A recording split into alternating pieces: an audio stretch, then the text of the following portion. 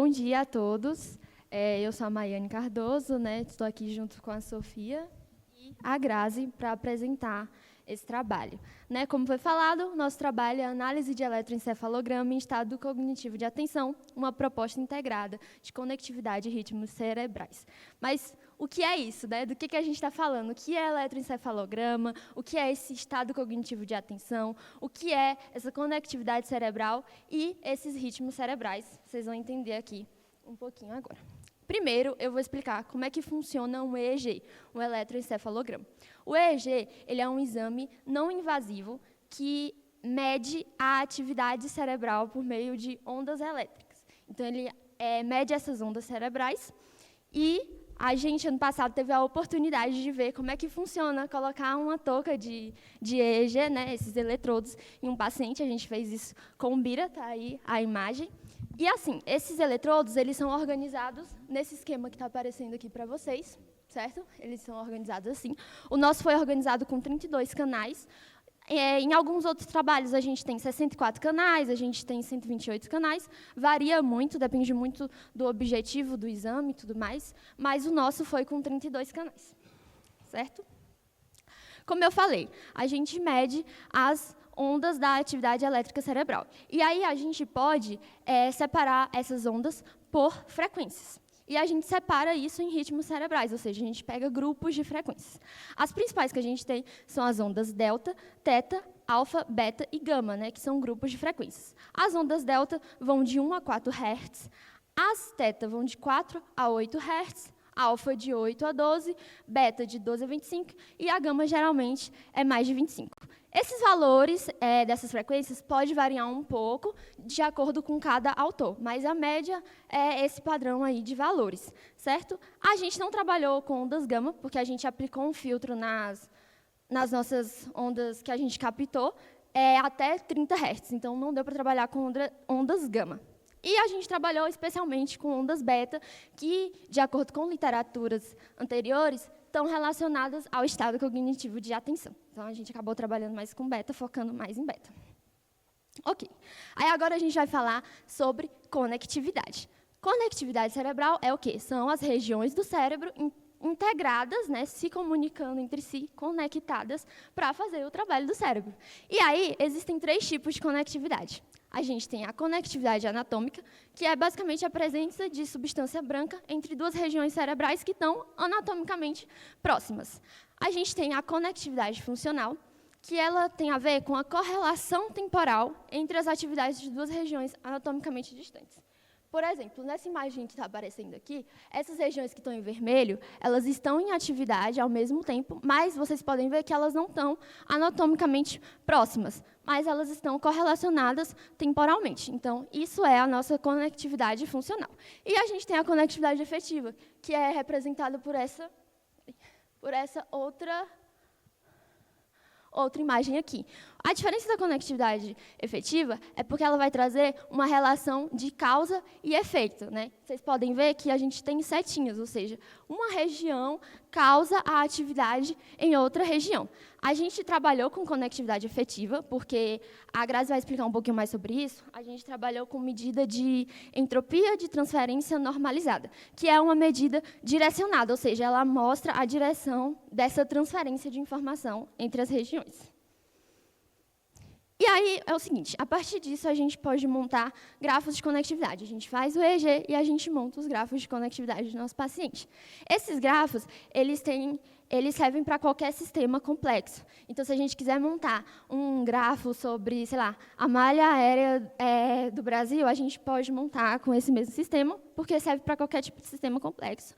E, como já foi falado, inclusive, em trabalhos do ano passado, né, o nosso cérebro ele funciona como um sistema complexo. E esses grafos eles têm 2 partes principais. Ele tem os nós, que representam as regiões cerebrais, e os links, que os links eles servem para mostrar justamente essas conexões. E aí a gente tem grafos de diversas formas. A gente tem os grafos que são direcionados, ou seja, tem as setinhas, né, e aí a gente vai ver a direção dessa conectividade, que região está causando a atividade em outra região. Mas a gente também tem os que não são direcionados, eles só mostram que aquelas regiões estão conectadas ali, estão ligadas, são correlatas, mas não mostra essa conectividade efetiva, né, com essa ideia de causa e efeito. E eles também podem ser ponderados ou não ponderados, ou seja, os ponderados eles mostram a intensidade. Vocês podem ver que nas imagens tem alguns tracinhos que estão mais fortes do que os outros. Isso mostra que é uma atividade mais forte. Mas nem todos são assim. Alguns só mostram que tem aquela atividade e igualam todas essas atividades. Claro que isso depende do objetivo da pesquisa, depende do que a pessoa está querendo mostrar. E aí, dentro desses grafos de conectividade, a gente tem o que a gente chama de caminhos mínimos.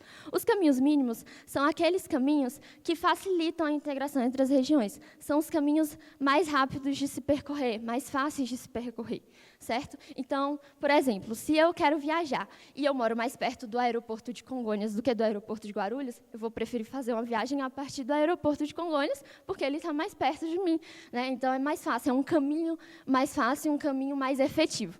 E aí a gente tem esses caminhos mínimos. A partir desses caminhos mínimos, que são os menores caminhos entre todos os nós da rede, a gente faz uma média desses caminhos e aí a gente tem o caminho mínimo característico, né? Ele é a média de todos esses caminhos mínimos. Isso aqui vai ser importante para a gente entender o próximo conceito, que é a between centrality. No português, a gente chama de centralidade de intermediação. Mas como não tem uma tradução muito boa, a gente sempre chama de between centrality, é isso, chama de BC.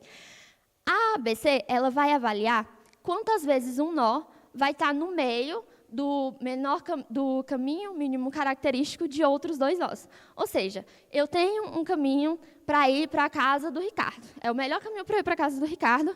Quantas vezes a casa do Gabriel vai estar no meio desse caminho, certo? Quantas vezes a casa do Gabriel vai estar no menor caminho que eu tenho para ir para a casa da Luísa? Isso é a between centrality, ela vai medir isso. E aí, o que é que acontece? Geralmente, os nós que têm uma alta between centrality, que estão muitas vezes ali no meio desse menor caminho mínimo, eles são hubs. Que os hubs, eles são nós com altas conexões. Então, eles vão ter vários links perto deles. É tipo o aeroporto de Guarulhos, ele faz várias conexões. Então, ele pode ser considerado um hub da malha aérea brasileira, certo? Então, a gente tem esses aeroportos de Guarulhos na nossa cabeça, e aí a gente trabalhou com esses hubs. Os hubs, eles podem ser divididos em tipos. A gente tem os hubs divergentes, os convergentes e os neutros. Os hubs divergentes são aqueles que vão espalhar a informação, ou seja, eles recebem uma certa quantidade de informação. Se a gente olhar aqui nessa imagem, os hubs divergentes estão aqui embaixo. Eles têm mais setinhas, tem menos setinhas chegando nele, ó, se vocês verem, tem uma setinha chegando nele e tem 4 saindo dele. Então, ele está espalhando essa informação. Já os convergentes, que a gente pode ver aqui em cima, tem mais setinhas chegando nele e menos saindo, porque ele vai concentrar a informação. Então, ele recebe mais informação e dispersa menos. E os neutros é que a gente não vê uma diferença significativa entre essas conexões que ele faz de espalhar a informação, de emitir a informação ou de receber. Não há uma diferença significativa. Então, é importante entender isso aqui para vocês entenderem o nosso trabalho. Aí, a partir do momento que a gente entendeu essas coisas, a gente entendeu essa teoria, a gente começou a fazer perguntas. Por quê? Porque a gente tem trabalhos que falam sobre conectividade, que estudam o cérebro a partir desses grafos de conectividade, a partir da ideia de hubs, a partir da ideia de conectividade funcional e tudo mais. E a gente também tem muitos trabalhos que veem o cérebro a partir dos ritmos cerebrais apresentados, né, daqueles espectros ali que foram apresentados. Mas será que tem como a gente correlacionar essas coisas para estudar o cérebro? Será que tem como a gente analisar a conectividade cerebral de maneira segregada, de acordo com o ritmo cerebral que a gente está olhando? Tipo, ver como é que funciona a conectividade cerebral para o ritmo teta, para o alfa, para o beta. Como é que isso funciona? E será que os hubs que a gente tanto falou, será que eles vão se comportar de formas diferentes de acordo com o tipo deles, né? Será que em um determinado ritmo, um tipo de hub vai aparecer mais? Então, a gente fez essas perguntas. E aí, agora, a Sofia vai mostrar como que a gente foi atrás de responder essas perguntas. A Grazi, desculpa.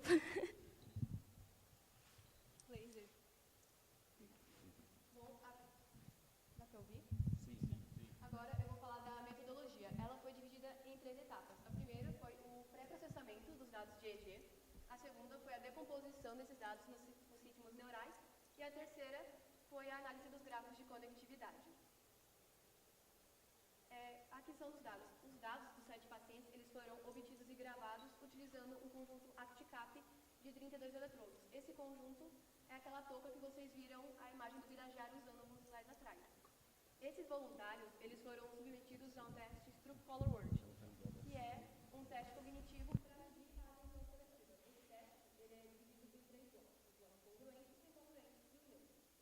No bloco congruente, o significado e a cor das palavras vai ser o mesmo. No neutro, o significado e a cor das palavras não vai colidir. E no incongruente, que foi o único que a gente utilizou nesse teste, o significado e a cor das palavras vai colidir. Nesse teste, o paciente recebeu alguns botões e o objetivo é que ele apertasse o botão que correspondesse à cor que a palavra estava aplicada. Então, ó,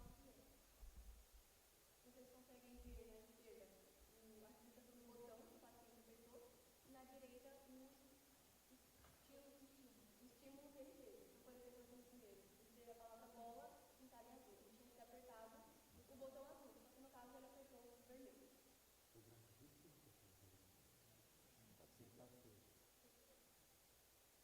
Agora ligou.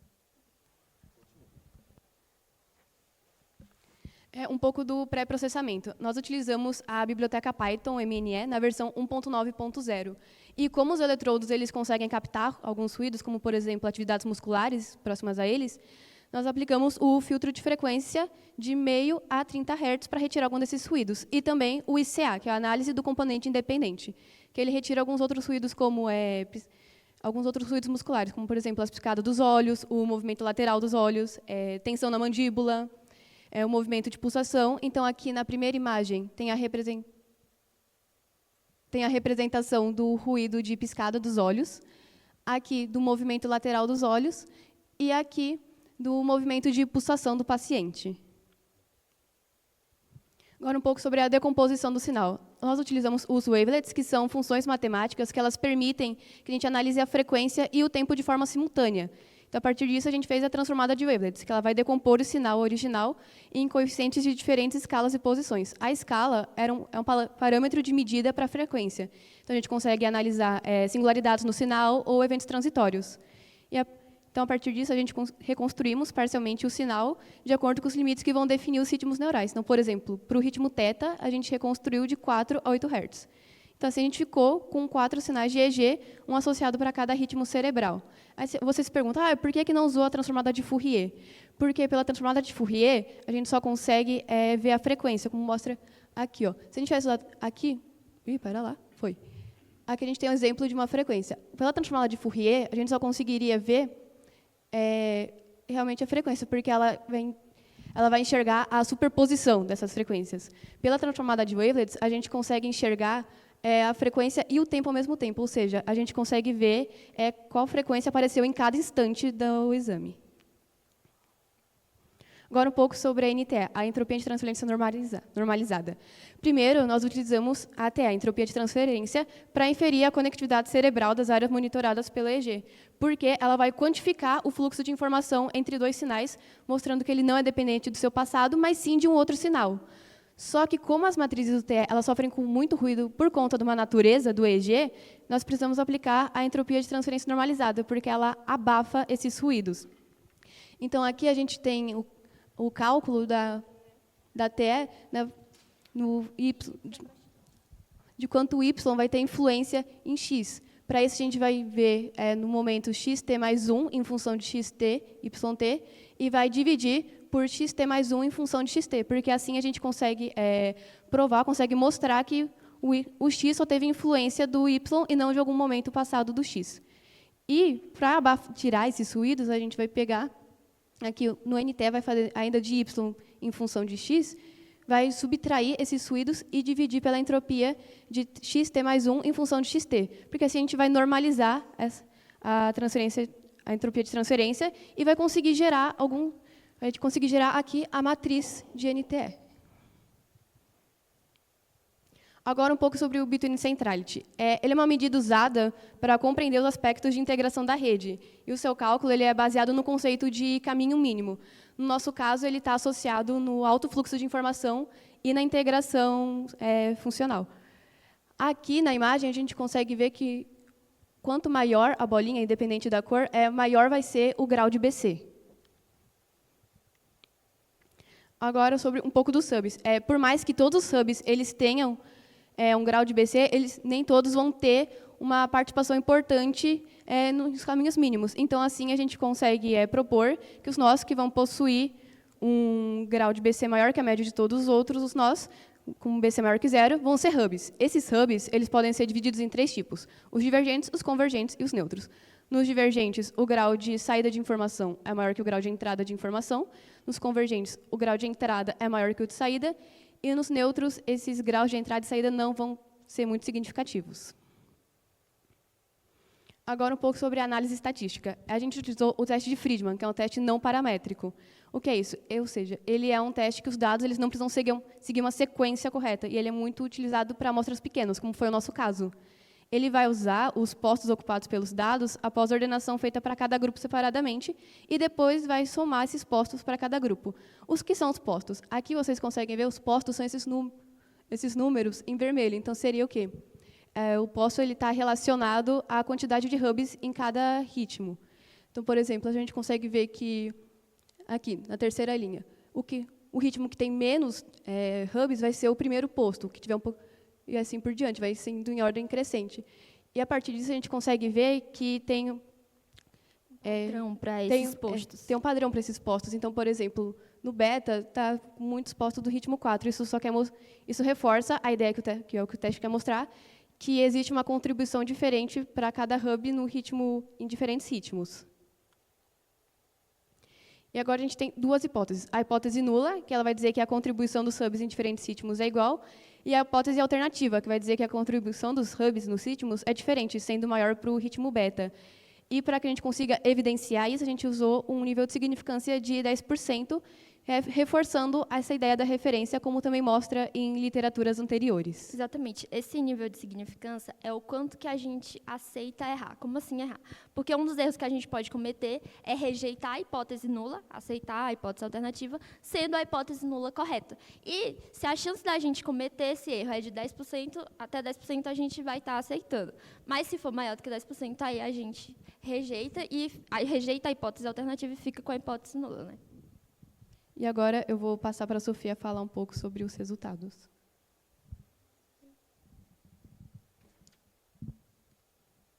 Aqui a gente pode ver uma tabela que correlaciona o número total de hubs, ou seja, o tamanho da core network de cada paciente com o ritmo cerebral analisado. Aqui a gente pode ver que o ritmo beta tem um número muito maior de hubs comparado aos outros ritmos, o que é confirmado pelo p-valor, que é de aproximadamente 2,5%. Como esse valor é menor do que 10%, a gente aceita que a chance de errar dizendo que a hipótese alternativa está certa e a hipótese nula errada é muito pequena. Então, a gente aceita que a hipótese alternativa, ou seja, de que há uma diferença entre o número de hubs para cada ritmo, é correta. Aqui a gente pode ver a mesma coisa, só que para o número de hubs divergentes, o que acontece é a mesma coisa com o ritmo beta, que está em destaque ali. O nosso p-valor é de 5,34%, que, por mais que não fosse algo que seria aceito na maioria das pesquisas, porque o p-valor comum é de 5%, por conta da nossa amostra ser pequena e porque a gente tinha um efeito específico que a gente queria analisar, a gente colocou um p-valor de 10%. Então, esse valor está dentro da nossa probabilidade de erro mínima. Agora, aqui, para hubs convergentes, esse p-valor é de 36%. Então, como a chance de erro ao aceitar a hipótese alternativa é muito grande, a gente assume que para hubs convergentes não há essa diferença, não tem tanta diferença quanto havia em hubs divergentes e no tamanho da core network. A mesma coisa acontece novamente para o número de hubs neutros, o p-valor um pouco menor, mas ainda é alto, de 19,39%. E aqui, como a gente viu que há uma diferença para a quantidade de hubs neutros, de hubs divergentes e para o tamanho da core network, a gente fez um teste pós-hoc para decidir onde essa diferença estava. E aqui a gente pode ver que essa diferença estava em beta com relação a delta e teta, principalmente. Outra coisa que é importante notar é que o ritmo alfa não tem uma diferença muito grande com nenhum dos outros ritmos. Ele tem um tamanho da core network e da quantidade de hubs divergentes muito próximo ao dos outros ritmos. Aqui a gente fala um pouco sobre a literatura anterior que baseou esse trabalho e que confirma os nossos resultados. Como, por exemplo, a banda beta, muitas vezes, já foi considerada relacionada ao estado de pensamento ativo, o que é confirmado pelos nossos resultados. Como a core network é maior em B, ela tem mais conexões, portanto, o pensamento nela é mais ativo. Um outro estudo observou que, em relação ao repouso, as ondas alfa e teta diminuíram durante a tarefa de concentração e beta aumentou nos lobos frontal e occipital e diminuiu no lobo temporal durante a concentração. Outro estudo evidenciou um aumento na potência das bandas teta e beta durante os testes de Stroop. Beta apresentou um aumento global durante a tarefa. Os hubs divergentes são mais estáveis em repouso ou tarefas cognitivas. E em Stroop e Tubeck, que é um outro paradigma de memória, dessa vez, os hubs divergentes apresentam contribuição muito mais significativa. Aqui, o p-valor encontrado no nosso teste, como já foi falado, ele O p-valor que a gente encontrou de 5,34%? Ele, geralmente, o nível de significância que se utiliza em outros trabalhos é de 5%. Só que, como a nossa amostra era pequena, de 7 sujeitos, e não era possível aumentar o tamanho da amostra, já que essa amostra foi utilizada de uma pesquisa anterior, e como a gente tinha um resultado muito específico que queria se observar, que era maiores contribuições de hubs e hubs divergentes no ritmo beta em paradigma atencional, a gente adotou um nível de significância de 10%. Esse trabalho conseguiu mostrar a importância do ritmo beta e dos hubs divergentes em conjunto com a forma de conectividade e ritmos cerebrais estão associados. Esse é o primeiro trabalho, até onde a gente saiba, que mostra isso, que integra essas medidas de conectividade e ritmos. Aqui os resultados, para concluir, os resultados evidenciam a importância da integração entre análises espectrais e conectividade para compreender a dinâmica cerebral durante tarefas cognitivas de atenção. A predominância do ritmo beta, em termos de extensão da core network e números de hubs divergentes, reforça seu papel como marcador de estados de atenção ativa e controle cognitivo. A subclassificação dos hubs permitiu identificar com maior precisão as regiões de maior relevância funcional no processamento durante as tarefas. Ao unir na metodologia decomposição em ritmos cerebrais, inferência de conectividade por entropia de transferência normalizada e análise de centralidade de grafos, esse trabalho oferece uma nova perspectiva para estudos em neurociência computacional. E, apesar do reduzido número de voluntários limitar a generalização estatística, os resultados possibilitam uma base para investigações futuras com um número maior de voluntários e utilizando outros paradigmas e estados comportamentais. Por exemplo, memória, como é o caso do Tubeck, medo, ansiedade, vários outros paradigmas podem ser usados. A associação entre ritmos e propriedades estruturais de redes neurais pode contribuir para o avanço de aplicações clínicas e tecnológicas envolvendo EEG, como, por exemplo, em epilepsia. Já foi provado que as ondas delta são bem descritas durante crises epilépticas, bem como foi descrito também a importância dos hubs no processo de formação das crises. Então, um estudo que integra essas duas medidas pode ser crucial para o progresso no estudo da epilepsia e nas análises clínicas. Muito obrigada pela atenção.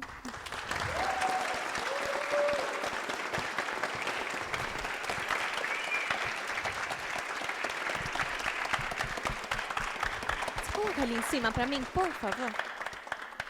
Parabéns, meninas. Muito legal a apresentação, super didática. E muito importante, me chamou muita atenção, o caráter essencialmente científico do trabalho, porque Há hipóteses a serem negadas, há estatística, vocês usaram uma estatística baixa, mas colocaram 7 pacientes, né? Mas colocaram a necessidade de aumentar isso. Isso faz parte da pesquisa científica, né? Então, assim, nesse sentido, parabéns, maravilhoso mesmo, adorei a apresentação, ficou muito bem colocada. E a gente coloca, então, a possibilidade de perguntas, se alguém tiver algum comentário. Matheus aqui tem a primeira questão, vamos lá. Tudo bom? Gostei bastante, achei bem legal o trabalho. Eu só fiquei em dúvida no índice de insignificância, porque serve para determinar a probabilidade de vocês estarem errando em considerar a hipótese alternativa. Isso. Por que não é 50-50, então? É porque é o seguinte. Cadê? Tem que voltar.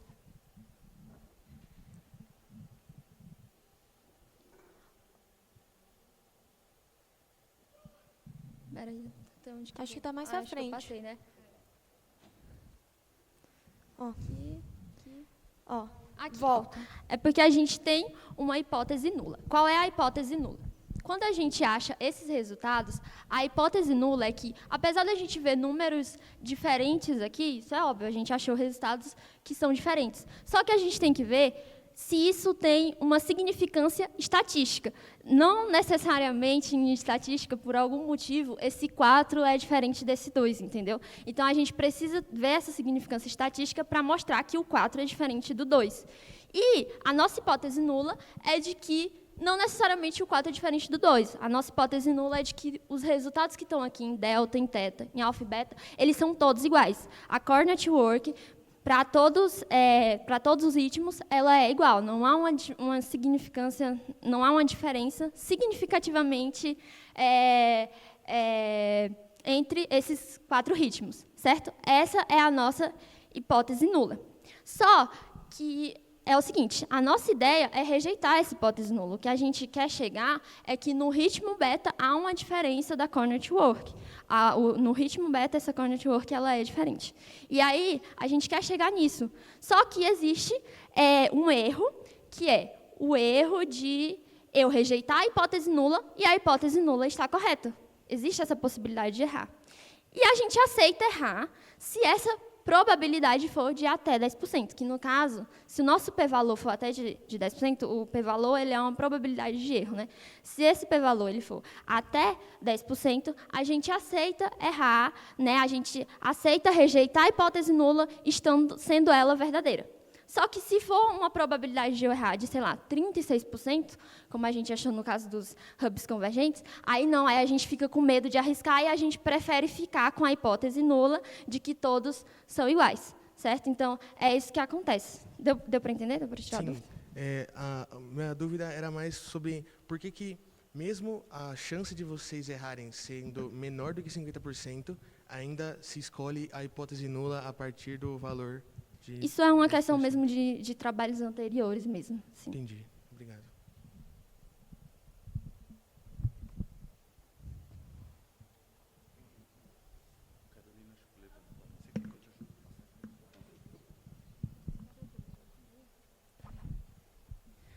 Vocês falaram que fizeram alguns tipos de testes ali e que tinham outros testes, por exemplo, o teste de memória, que poderiam ser usados também para comparar. Eu queria que você explicasse um pouquinho mais de como funcionam esses testes, porque eu não entendi completamente. O teste de Stroop, que foi o que a gente usou, você conseguiu entender? Sim, que é aquela das palavras O das associadas palavras com das cores. Sim. O Tubac é um teste de memória, onde eu vou te dando vários estímulos. Então, por exemplo, eu vou te falando as letras do alfabeto. E você tem que me acionar quando o estímulo que eu te der for o mesmo que eu dei 2 passos atrás. Então, por exemplo, eu vou falar várias letras do alfabeto. C, A, B, A. Agora que eu falei o A a segunda vez, você teria que ter me acionado porque eu falei a mesma coisa que eu falei 2 estímulos atrás. É um teste para testar a memória do sujeito. Esse teste, no geral, é chamado de N-back, porque você pode fazer isso com quantos passos atrás você quiser. 2-back, 2 passos atrás, 3-back, 3 passos atrás, etc, etc.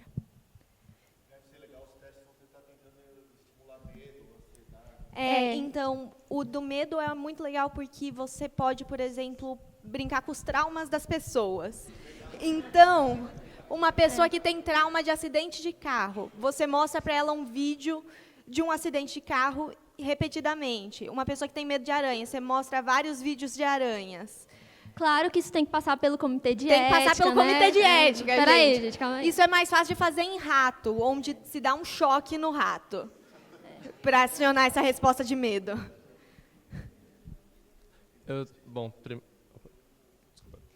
Primeiro, parabenizar a apresentação de vocês, muito bem feita. E aí eu tenho uma pergunta, né? Vocês escolheram o teste Friedman, que ele seria um teste não paramétrico, mas por que vocês não escolheram, por exemplo, um teste de variância e também, consequentemente, utilizaram o teste Tukey, que leva em consideração justamente a variância de dados e depois faz uma comparação entre os valores?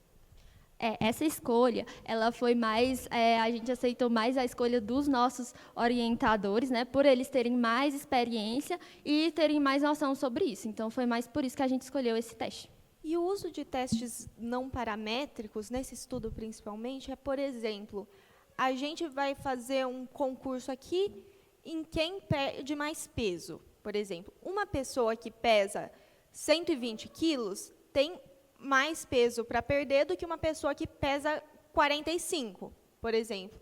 Então, a gente não pode usar só os números. Então, a gente precisa criar um teste que não siga os parâmetros dos números. Então, por exemplo, uma pessoa que perde de 45 quilos que perde 5 é diferente de uma pessoa de 120 que perde 10. Você tem que considerar a porcentagem disso em relação ao peso inicial da pessoa, por exemplo. Então, no caso, a gente pode afirmar que está relacionado ao nível de complexidade da atividade neural e também tem a ver com, por exemplo, a quantidade de voluntários do experimento, já Sim. que foi uma quantidade relativamente baixa, Sim. certo? Entendi. Bom, era isso. Uma pergunta lá atrás agora. A turma do fundão vai falar.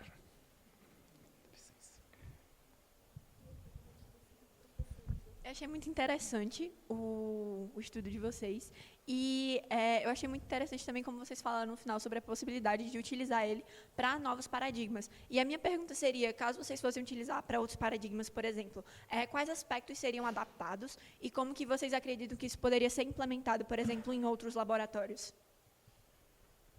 Assim, por exemplo, o nosso trabalho ele não acaba aqui. A gente vai continuar trabalhando com o Bira, a gente vai continuar falando sobre isso, porque a gente quer analisar também, fazer essa mesma análise, só que para o paradigma de Tibet. Então, a gente vai continuar com isso. Em relação a mudanças de paradigma, no caso, essas mudanças de testes mesmos. Né? No caso, como a gente está pegando dados obtidos de um outro trabalho, um trabalho anterior, a gente está limitado a trabalhar com Stroop e Tibet, porque foram os paradigmas que foram utilizados. Mas aí, caso um outro pesquisador, ou até mesmo a equipe, queira fazer um trabalho novamente para ver paradigma de medo, esses outros paradigmas, aí tem os vários tipos de teste, né? Tem que passar pelo comitêzinho de ética e tal, e aí aplicar esse trabalho, entendeu? Essa é a ideia. E os outros laboratórios podem fazer isso também. Então, no caso, modificaria só a questão do teste que seria utilizado, né? Isso, pode mudar o teste. E também você pode mudar o ritmo cerebral que você está analisando. Por exemplo, a gente colocou um limite de até 30 Hz no nosso filtro de frequência. Né? Se uma pessoa quiser, talvez, trabalhar com gama, aí ela aumenta esse filtro dela. Ou se a pessoa quiser focar mais no comportamento no ritmo delta ou no ritmo teta, ela pode fazer isso. Muito obrigada. Tem outra pergunta aqui atrás, depois a gente passa aí para quem está com a mão levantada, que eu não estou vendo. Renata. Parabéns, meninas. Nossa, foi muito bom mesmo. E aqui, a pessoal da neurociência aqui, eu espero que muitos já tenham... Vocês fizeram uma boa propaganda de neurociência, né? Porque eu e o André, a gente está chamando o pessoal para essa turma. Mas eu tenho uma pergunta, na verdade, duas. Uma é, esses voluntários eram todos... voluntários saudáveis? Sim, eram voluntários de 20 a 40 anos, todos saudáveis. Super jovens, né? 40 anos, super jovens. E a minha pergunta, assim, vocês analisaram o cérebro, todos os eletrodos. Existe uma maneira de vocês saberem qual eletrodo, de qual eletrodo vem esse hub? Tentar espacialmente entender onde está esse hub? Isso, sim, é uma dúvida mesmo de quem não trabalha com EEG. Se tem como a gente saber espacialmente onde está o hub. Existe essa possibilidade, era uma ideia que a gente estava pensando em fazer, porque já existem trabalhos anteriores que mostram, né, que em determinado paradigma, tais regiões vão ser ativadas. Por exemplo, no final aqui, deixa eu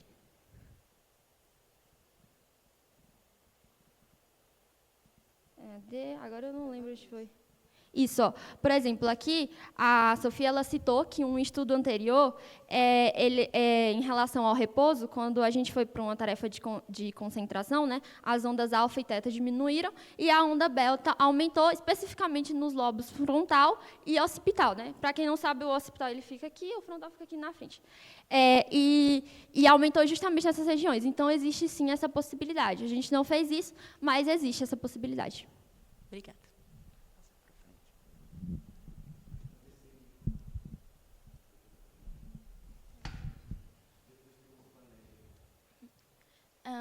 Primeiro, parabenizar o trabalho de vocês, ficou realmente muito bom. Mas uma coisa que me chamou muito a atenção no final, embora vocês mencionem, mas essa redação de juntar as duas ideias dos parâmetros com... esqueci o nome. Mas essa junção de duas ideias para análise da hipótese nula e a outra... vocês mencionaram no final que poderia ser futuramente utilizado a aplicação desse método para análise da relação específica dos hubs com a epilepsia. E eu gostaria que vocês mencionassem mais um pouco disso. Se também teria mais uma aplicabilidade futura para, não transtornos, mas para outras questões. Tipo, Alzheimer, demência, essas coisas? Sim. Uhum. Sim, é que a epilepsia é a grande doença que a gente trata com o uso de EEG, mas também há tratamentos para Alzheimer, para demência, até há estudos do uso do EEG para o diagnóstico de autismo.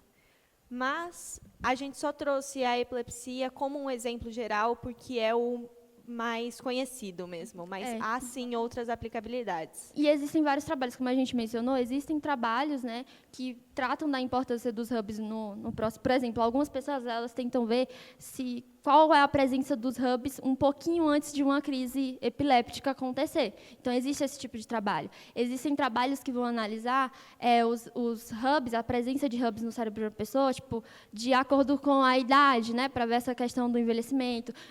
Tipo, se for uma pessoa que tem demência, então ele vê mais ou menos como é que estão os hubs na cabeça dessa pessoa. Então, existem esses vários tipos de trabalhos. Tá? A questão é que existe isso trabalhando com medidas de conectividade, porque o hub é uma medida de conectividade, mas não tem isso trabalhando, olhando para os ritmos cerebrais ao mesmo tempo, sabe? Separadamente. Então, é por isso que a gente decidiu trazer essa ideia aqui. Obrigada.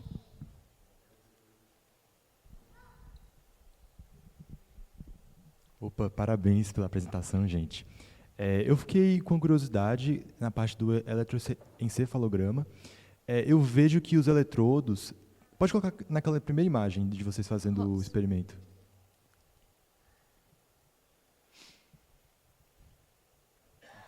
Eu vejo que tem uma distribuição bem uniforme, né, entre esses eletrodos nesse capacete, nessa ferramenta aí. Eu fiquei curioso, por que não são utilizados, não é utilizada uma maior densidade de eletrodos? Talvez isso poderia dar resultados melhores ou dar ruído na análise? Como é que isso... Existe sim. A gente tem, inclusive, o HD-EEG, que é o EEG de alta densidade. Ele tem mais eletrodos, como eu falei. Tem alguns que têm 128 eletrodos. A questão é que mais eletrodos, mais caro, sim, né? Sim. Então, é um material muito sensível, né? E tanto para a questão dos ruídos, mas também para a questão de que pode quebrar ou ter algum defeito. Então, é mais caro, é mais... um trabalho maior.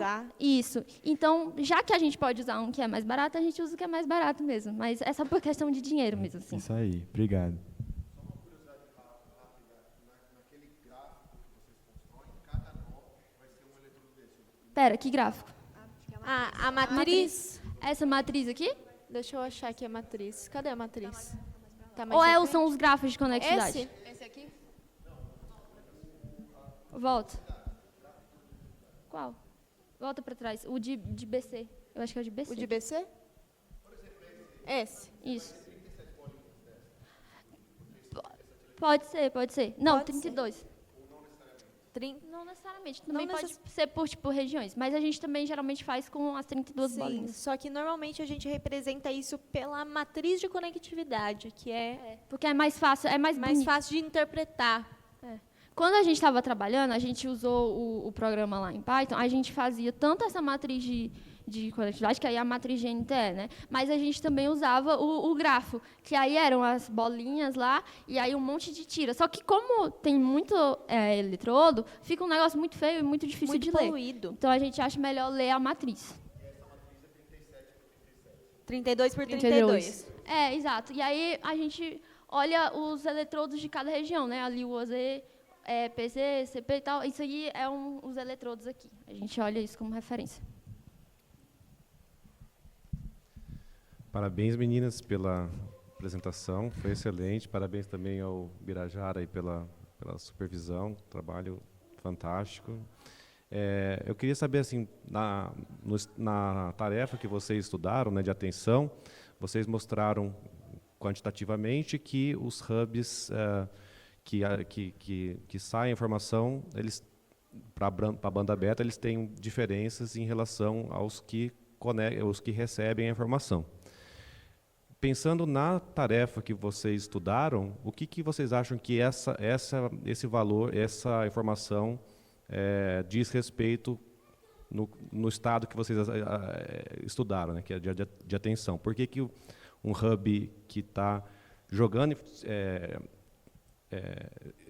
propagando a informação, ele é mais importante do que um hub que está concentrando a informação, nesse caso?